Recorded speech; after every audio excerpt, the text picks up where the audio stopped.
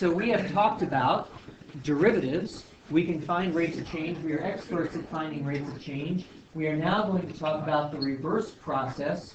We are going to talk about how to take a rate of change and recover the original function that it came from.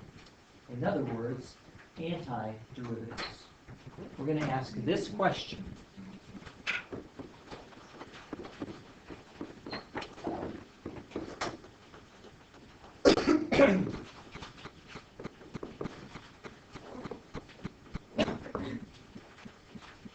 See if you can mess around a little bit with some guess and check and come up with an answer to this question. We don't have any methods for doing this, so don't worry. Don't sit there and try to remember anything. Just see if you can come up with a good answer to this question.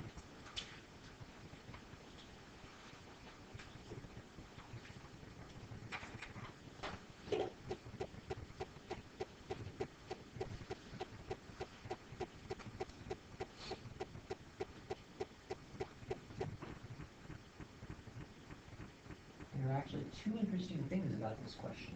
One is that we don't have a method yet. Does it have an answer? Why are you troubled by that? Because if it was like the power rule, there would be a coefficient, right? And then, Okay. but I don't see how you could get that from any.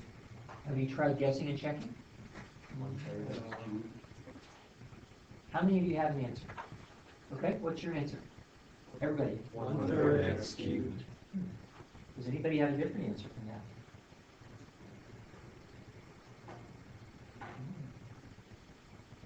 Is that answer the only possible answer? Probably not.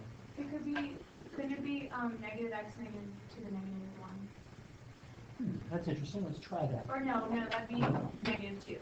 Never mind. Then I think they satisfied, is there an answer to this question? We can do a quick check on this. F prime is clearly equal to 3 times 1/3 of x squared, which is equal to x squared. That's good. Does anybody have any other answer? I do.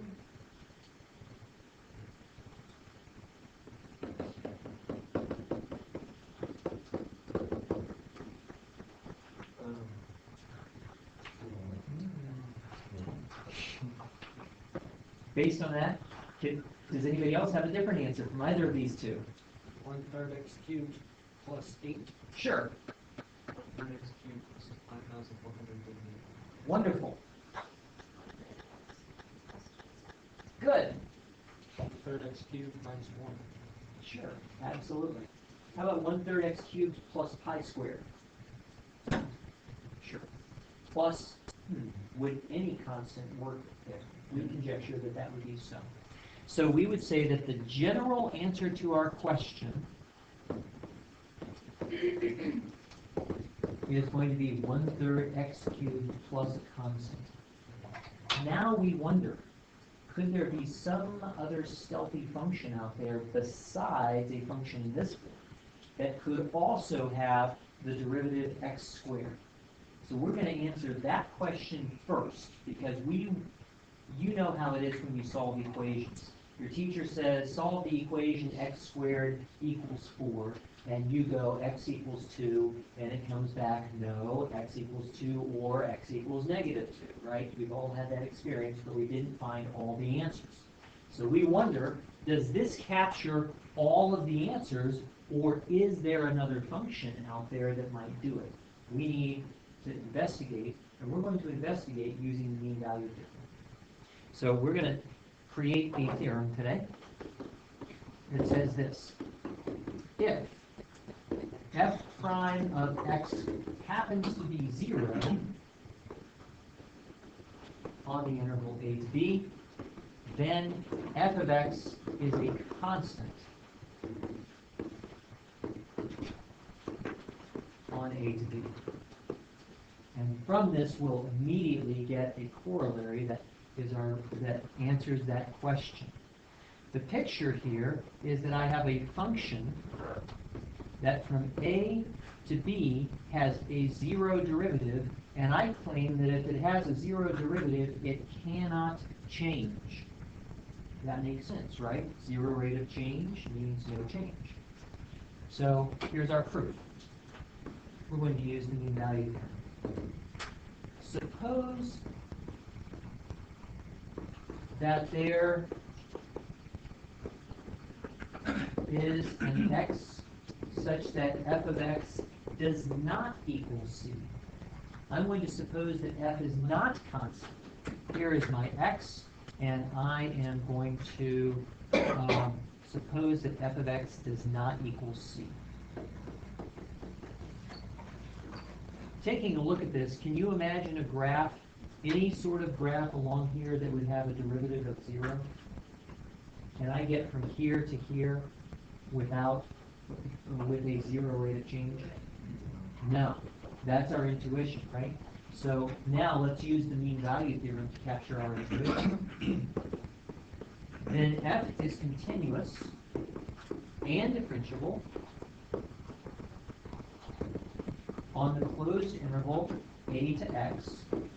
How do I know that? Because f prime is equal to 0 on a to b, which means that f is differentiable on a to b and therefore continuous. Okay? And, or this implies that there is a c in a to x such that f prime of c is equal to f of x minus f of a over x minus a, yay mean value theorem. But what is my only option for f prime of c?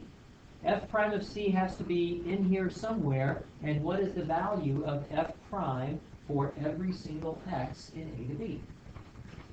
0. This has to be 0. And since this has to be 0, the numerator has to be equal to 0, which means that f of x has to equal f of a, and f of a is equal to c. So that for every single x in the interval a to b, f of x has to be a constant c.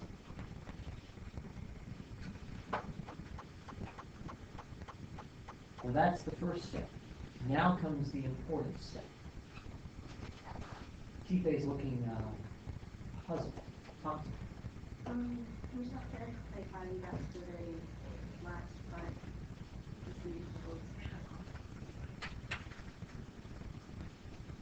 You're talking about this part right here? Yes. Oh, okay. Yes. So if a fraction is equal to 0, its numerator has to be 0.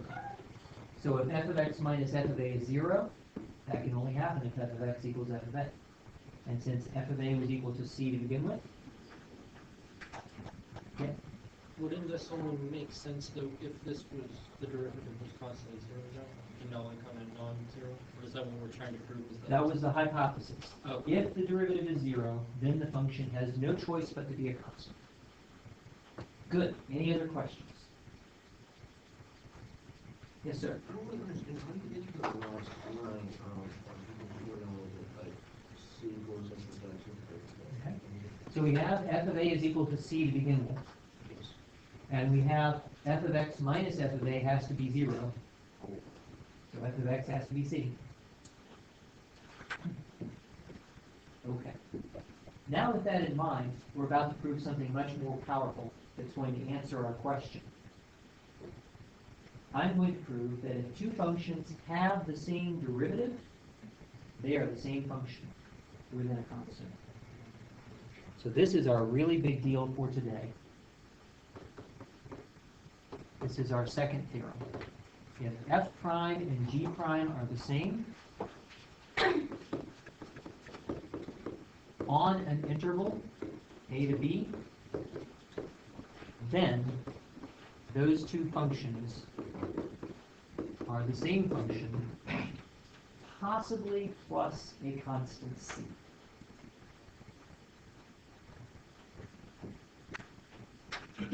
In other words, this is an extension of an idea that you've been familiar with for a long, long time. If I have two lines that have the same slope, what do I know about those lines? They're parallel. They are a constant distance apart, right? Now we're extending that generally. If I have two curves that have the same slope, they must be parallel curves. They have to be a constant distance apart. Does that make sense? Okay? Now the proof is kind of fun. We're going to create for ourselves a helper function, h. And h is going to be the distance between f and g.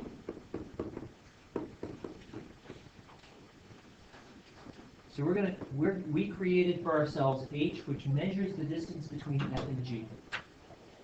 Now, I wonder, what is the rate of change of h? Well, h prime is going to be f prime minus g prime. But, what do we already know about f prime and g prime? They're the same. So what is their difference? Aha! So h prime is equal to 0 for every single x on a to b. Hey, we have a theorem about that. If I have a function whose derivative is 0 on an interval, what do I know about that function? It is constant. So let me go back and say that. That means that h of x is a constant, and therefore f minus g, the distance between f and g, is a constant, and therefore f is equal to g plus a constant. In other words, two functions that have the same derivative have to stay a constant distance apart. They are the same function with a constant. Vertical distance. Vertical distance. Yes? Who came up with these theorems? This, great question. This goes back to Newton. And the reason it went back to Newton is this. He wanted to know exactly the answer to our question here. If we go back to our original problem, I have a function with a derivative. And the derivative is x squared. And I discover that all of the functions 1/3 x cubed plus c satisfy that derivative. Are there any others? The answer we now know with this theorem is no. We found them all. We found all of our solutions. Was this all during that one weekend when they found all the derivatives, then they went on to antiderivatives? I don't think it was in one weekend. Well, I mean, it was that one time when you said, all the mathematicians got together. I thought you said it was like when they first came out and they found out and they were like, oh, derivatives. It was a process of about 30 years. So if it's a weekend that lasted 30 years, then that's cool. Weekends, some derivative. Okay. When you get smashed in Yeah. you were trying to things. We now have some insight into our question. If I give you a derivative, then there is a function that is unique within a constant. How do we want to pose the question? And then the next question is how do we go about answering the question? So our long-term goal is going to be to generate for ourselves some rules about these antiderivatives, these underivatives, so that we can actually evaluate them. First of all, we need some notation. We're going to use this notation for the antiderivative. And the notation is going to look a little funny. We're going to use the operator, the integral of f prime of x dx. And this operator, the integral operator, takes a function f prime, a derivative f prime, and it returns the original parent function plus a constant c. So this is the notation that we're going to use to indicate find the antiderivative of f prime. So if we were to recast our original problem, we would say that the integral of x squared dx is 1/3 x cubed plus c.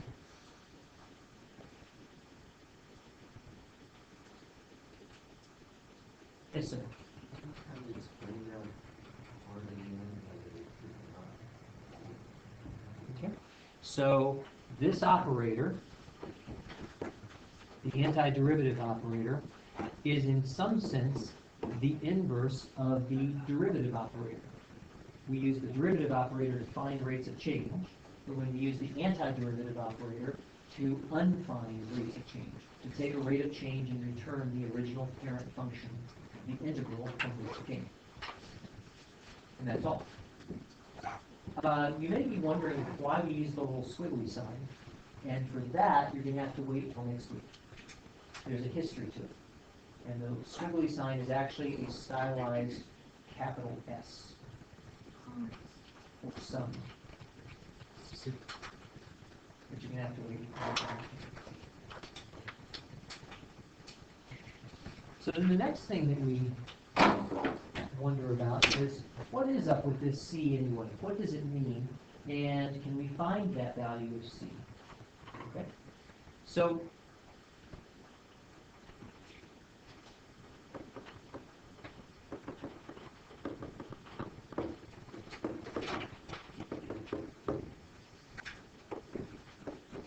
let's take the function that we were just working with.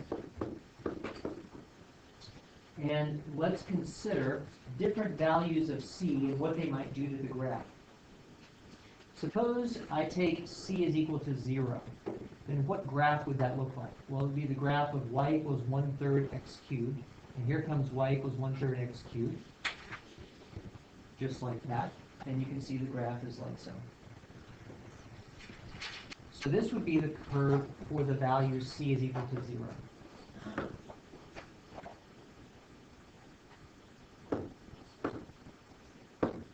What if I took that same curve and I moved it up by 1? Let's change its color so that we can tell that we're talking about a different curve. Here we go. If I move it up by 1, now I have the curve y equals 1/3 x cubed plus 1, a vertical transformation, a vertical shift by 1. And you can see that geometrically, what the value of C does is to move my graph up or down, right? So if I were to have the value C equals -2, then I would end up with the same curve, but now shifted down by 2. So these are 3 different particular examples of the general curve y equals 1/3 x cubed plus C. Does everybody see what I'm talking about so far? Now here's the thing that I want you to observe. Each one of these curves is going to go through a different set of points. So that if I want to know the value of C, I need one additional piece of information besides the derivative. I also need some reference value. I need to know one point on the curve, and if I have that one point on the curve, I can find the value of C.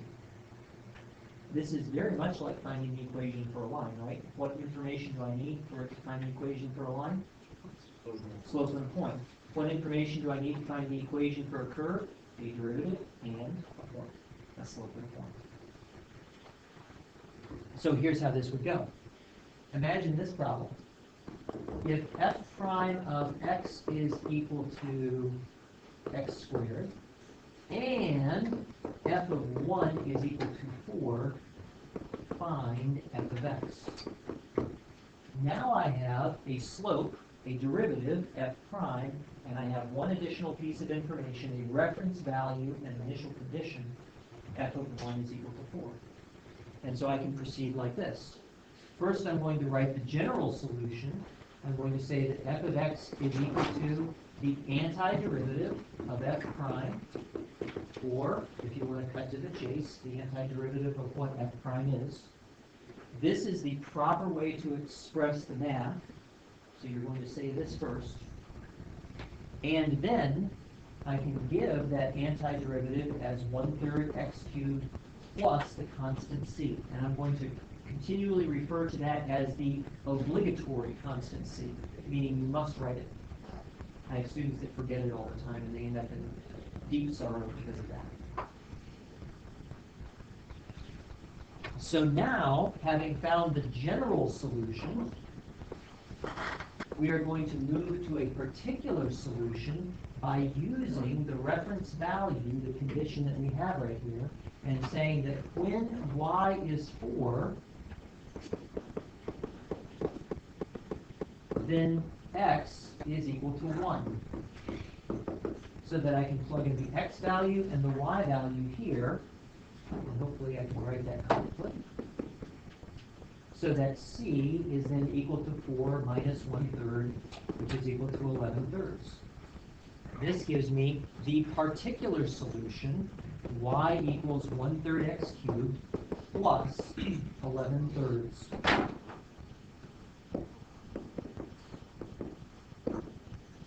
So we go from the general to the particular by using that reference value. Where's the y? I thought we got rid of the y. Got rid of the y. Do I ever get rid of stuff? Well, we replaced it with 4. We did. Oh, I see. So I really should have said f of x.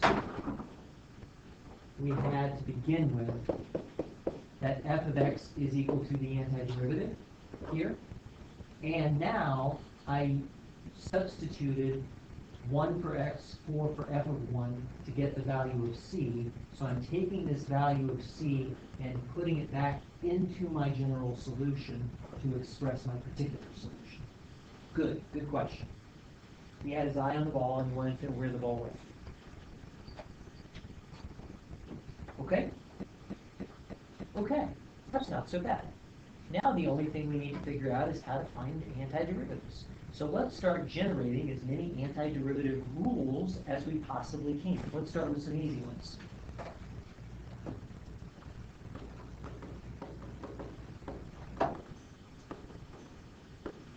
How much time do I have? Till 35, is that right? It's about 40? Okay. It starts at 12. It starts at 12. So. Oh, no, that's much. 42. 42. Great. Okay, we have time for antiderivative rules. Excellent. That's all that we really need to do for like a while. What family of functions would we like to start with? Powers. Power rule? Sum. That's an interesting question. We're going to treat that as an antiderivative property, and we'll get there by the end of today. Let's do that. But let's start with the easiest. What we'd like to do is to find the antiderivative of x to the n. So, yes. Is that n over n x to the n plus 1? Okay? N plus 1. N plus 1. Okay? Now, before you write this down, we're going to have to do some experimenting, right? Just to see. So, how do you know if you've done it right? Well, the first thing you have to look for is the obligatory constant c. Does he have it? No. He failed. What's missing? C What about c? plus c. Plus c. Can Okay. you do minus C, plus or minus C? No, you don't. If c is negative, it will end up being subtraction, but because c can be negative, I don't bother. Okay? Now the next thing is I need to check it. And here's the deal. Are you better at finding derivatives or antiderivatives? Derivatives. Play to your strength. Once you have a proposed antiderivative, check it, just to make sure that it's right. I've been doing calculus now for 32 years, something like that, and I still find that I'm better at derivatives than antiderivatives, and the integral that I don't check is the one that I mess up on. Okay then. So let's check this and see if it works out. Let's take the derivative of 1 over n x to the n plus 1 plus c. Now, in the second term, I'm going to get 0, so that's happy. In the first term, remember the power rule. Bring down the power, subtract 1 from the power. N plus 1 minus 1 is n. Did I end up with the original, x to the n? No. No! It'd just be N, right? What's missing here to make this work out? The denominator should be n plus 1. The denominator should be n plus 1. There we go.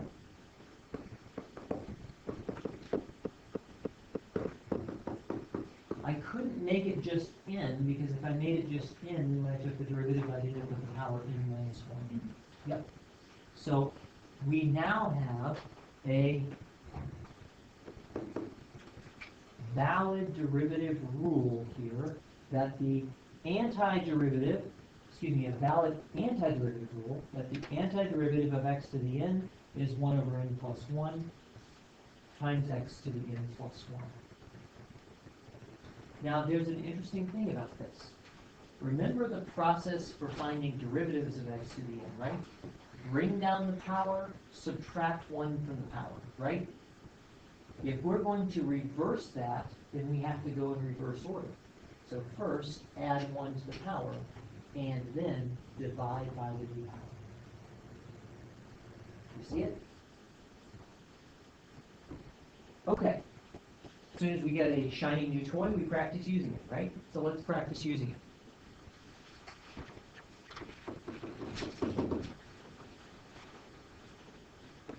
Give me an n. N. Like 3. 3. The antiderivative of x cubed. Use the antiderivative rule that we generated here, the power rule for antiderivatives, to immediately give me the answer. Raise a finger when you got an answer. Got it? Got it? Use the antiderivative rule, identify the n. Yeah. Got it?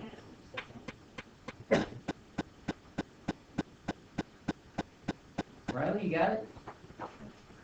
Almost? What's the n you've identified? 3. Yes. Follow the form. KG, you got it? Good. What is it, everybody? 1 Plus 6. plus 6. As soon as we have it, what do we do with it? Check it by taking the derivative. You can do that in your head. Does it check out? Yep. 1/4 times 4 x to the third. Isn't that nice and satisfying? All right. Let's do it again. Give me an n. 1. Okay. Probably that would not be written as x to the 1, but just as x, right?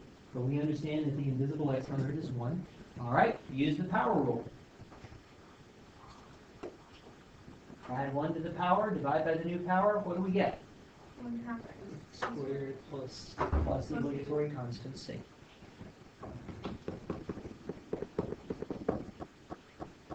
All right. This is looking good. Give me another n. Tife. 6. All right. Everybody, all together. 1 7 x 7 plus c. Peter, you did not join in. Are you part of everybody? Yes. Follow directions.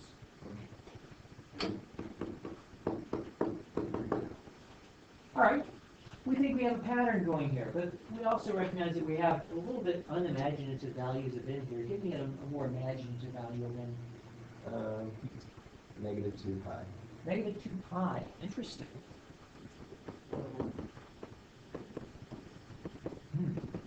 What would the antiderivative be, Josh? Let's see. Mind if I just work it out? Alright, so 1 over negative 2 pi plus 1 times x to negative 2 pi plus 1 plus c.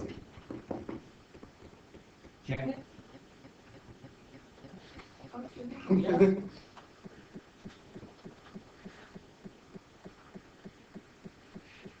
It does check out. It does. Good. That's great. Good job. That's right. So really, any exponent will work here, except 1. Give me one that does not work. Oh. This guy is sly right here. He's going to break our power rule. And this is not the only way that I could write it. How else could I write? I could also write it as 1 over x. So you have to be on the alert for this fellow right here. This one will break the power rule. Why? Well, add 1 to the power and divide by the new power. No. Boom, the world explodes. Furthermore, don't I know a function already whose derivative is 1 over x? Oh, interesting. Plus, of course, the obligatory constant c. So that's it. So that's it. That's just memorization. So this is an exception to the power rule, and we need to go back to our power rule and put that exception in and make that a formal part of our power rule so that we don't do silly stuff.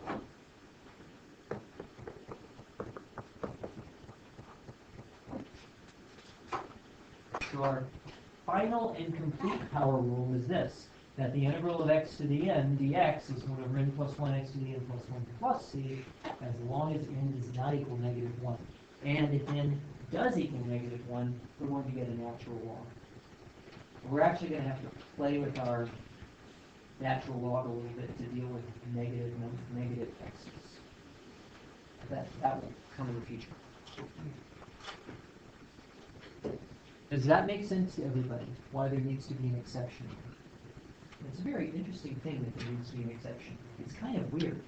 The integral of x to the -1.01 follows the power rule. The integral of x to the -0.99 follows the power rule. But the integral of x to the -1 is not.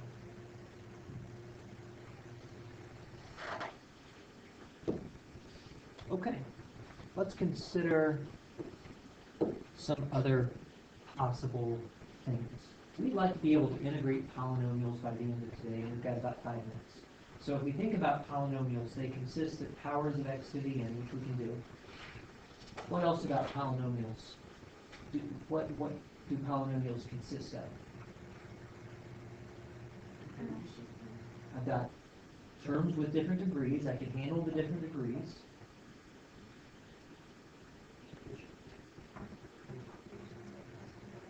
Operations like plus and minus. That's right. So I'm going to need a sum rule and a difference rule. And what else happens in polynomials? Those terms of different degrees are also have what? Coefficients, which are constants multiplied by those things. So I'm going to need a constant multiple rule as well as a sum rule and a difference rule in order to deal with polynomials. We got this. So here we go. Let's have a constant multiple rule first.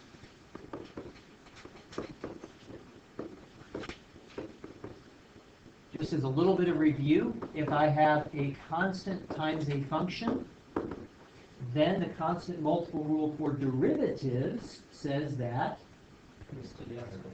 I get k times the derivative of f, which I can also write as k times f prime. And we're happy with that. In fact, we're all experts at that at this point.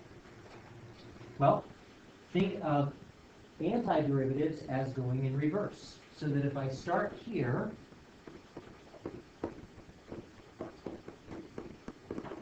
like that, then the result that I should get should be k times f of x plus c.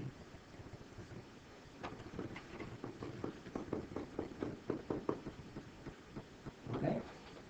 But let's do a little bit of relabeling so that we can put it into a form that will be appropriate for what we recognize. And that is, let me give another label for f prime. Maybe I'll call it g. So that the integral of k g of x dx is the same as k times the antiderivative of g. If you take a look, you can see that I just rewrote the antiderivative of g as that f of x. Wait, I'm confused. What did you just do? I just relabeled f prime Right. as g.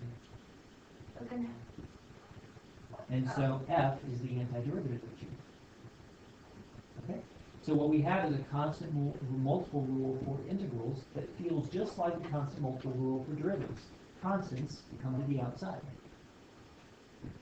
You see it? So if I, again, let's practice our shiny new toy. If I wanted to integrate 10x squared, then I would think about it like this. First, constant multiple rule. Then, power rule.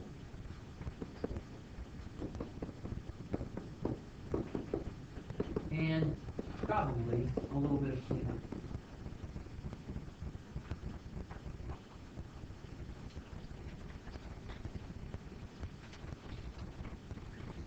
Does that make sense to everybody?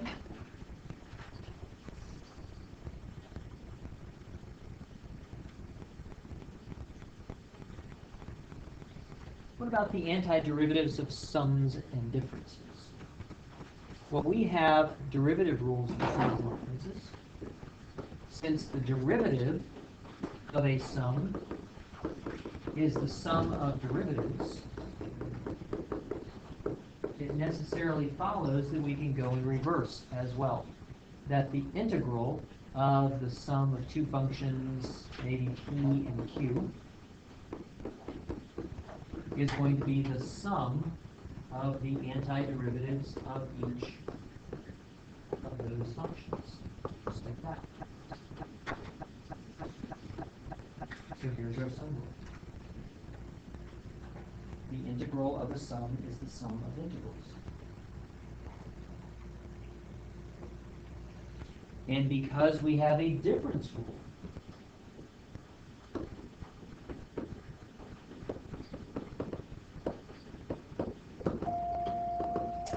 therefore we also have a difference rule for integrals. The integral of a difference is the difference of integrals. And this is all that we need really to do polynomials. You're going to find that the homework is delightful in that way.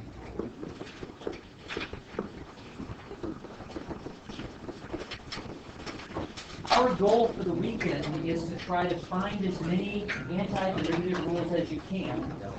Start with those derivative rules and work from there and see if you can come up with some antiderivative rules that are very helpful. I'll see you